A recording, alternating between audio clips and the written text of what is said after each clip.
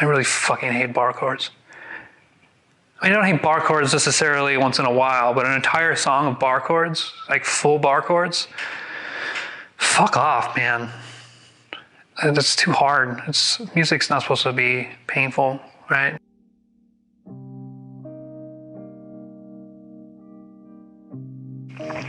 Devil Road. So Devil Road is not our song. I mean, it's partly our song, but it's not our song. We made it ours. But we still don't own it. It's the only song on the record that we did not write. It's the one and only time in the history of my life that I recorded a song that I didn't write. And Who wrote it? it was written by a gentleman from, well, at the time it was in Long Beach. So I'll rewind here. So, playing an open mic at Deep Piazzas in Long Beach, and me and Mike go up, we play our songs, because we were a featured act that night. We're featured, we got a half-hour set. No big deal. Calm down. Deep Piazza's open mic night. I remember inviting some of my coworkers and stuff, and just being just super nervous. But we both knew we needed to get out and do this. So the beginnings of Whiskey and the Wolves is Lucas and I just being a duo. So we play this set, and there's at an open mic thing, and there's a gentleman there by the name of Buck 50, and he was wearing an American flag button-up and a cowboy hat. He's playing a really weird-looking guitar. He took a body of a guitar and just cut pieces out of it and made it very, very minimal. It was like a bass guitar. What the fuck it was, I don't know, but it had a song called Devil Road, and I fell in love with it. So he plays this song, and I was like, oh, that's fucking cool, man. That's a really cool. His was more like a super I mean, it was like 2 minutes long when he did it. He played it like super strummy and like bluegrassy, and it was so fast. And so then we went up after him, and he heard us, and then after we were done came to us and was like, hey, at some point, if you guys would really, would you play one of my songs, like redo one of my songs? And I'm like, yeah, cool, yeah. I didn't want to do it his way. The lyrics are just so powerful and so visual in its storytelling that, I mean, this is retrospective. I don't think I knew this at the time, but I knew I needed to slow it down and let the story develop, because there was just so much there. It was just amazing. It must have been like 6 months later. Mikey hits me up and he goes, hey man, I was listening to that song from Buck 50, and I think he like down-tuned it a little bit and slowed it down, but he goes like, check it out, listen, this is what I did. And then I listened to it and I was like, fuck, that's so good.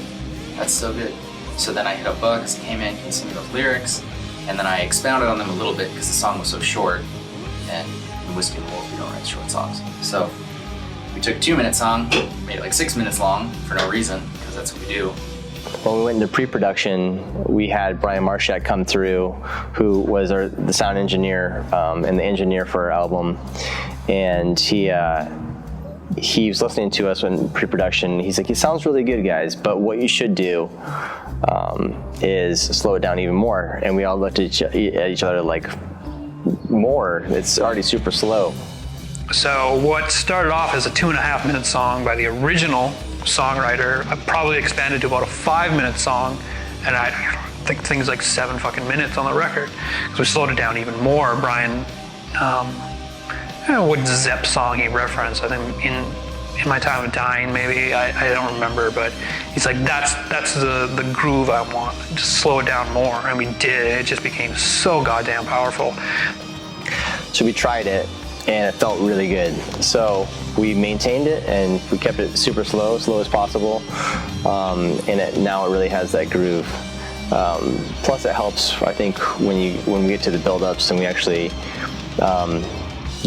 push on the song. It gives it even much more depth and strength behind it when we actually drop into those parts of the song. That bridge hits like a ton of bricks. The solo. I mean, Adam's guitar work on Devil Road. I mean, he'll probably think it's just cliche blues stuff, but I mean, man, it thickens the mix so much. And then you got that underlying just layer of beams that just transforms any song. We tracked Devil Road super late in the session. I showed up late because I forgot my damn pedal board in Brea, and so my first studio outing with the band, I show up to Hollywood and I go to unpack my gear and I'm like, I just defecated my pants. And the pedal board just wasn't there. It's like, oh, great, I'll have that at home, you know. Freaked out, totally nightmare fuel, and drove home as quickly as I could, grabbed it, came on back, and luckily, like, we didn't lose time with that because they just finished setting up drums and they had a more magical experience of the studio, I guess. They were able to take it in. For me, it was hit the ground and start tracking, you know. Didn't get the time to decompress. So we'd had time set aside and I had to leave early from that set, but I had to leave early from the time that we had set aside for Grandmaster, but it was okay because we had allotted more time than we needed. We made sure that everybody had cushion time. But because Adam had to dip back to Brea and come back, we'd lost about an hour. And I had to go to work. We get to Devil Road, and then now it's Laser's turn to be stressed because he's freaking out because he has to go to work. I just remember being all panicky and be like, I gotta go, like, you know, to this job. It was all freaking just and we only had enough time to do the song. Maybe I think we had enough time to do the song twice, and even now it was just too much. Even now it was like, we'll just do it. I'll just explain to work, whatever. And I remember us tracking it the first time. You'd be just being like, okay, yeah, like good, great, yeah, awesome. Like, let's do one more. I'm like, fuck. All right. You know, me playing in the back of my head, what am I gonna say to my boss? We tracked it one more time and I'm like, okay guys, bye. Just like, gotta go. And so that take there is super live. There really isn't anything super overdubbed on it, and somehow we got it all to happen. You know, everybody's playing was pretty much on point. The first take that we had for Devil Road is the one that we ended up using because it worked. It worked. And that was nice. We could just vibe and just turn off so much stuff and just hit it. I think that's the only song on the record that's like that. I think that's the only song on the record that we took take one and we did take one. It's kind of a cult classic song of ours. A lot of people tend to like that song quite a bit, which is cool. You know, it's got kind of a Since I've Been Loving You kind of vibe going on to it.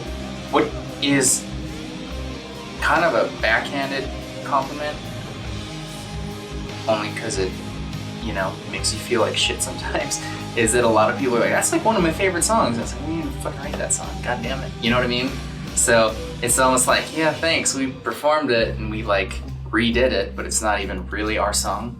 So It's a rendition. It's a rendition, but it's not, you know, it wasn't incepted by Whiskey and the Wolves. But it was given to you.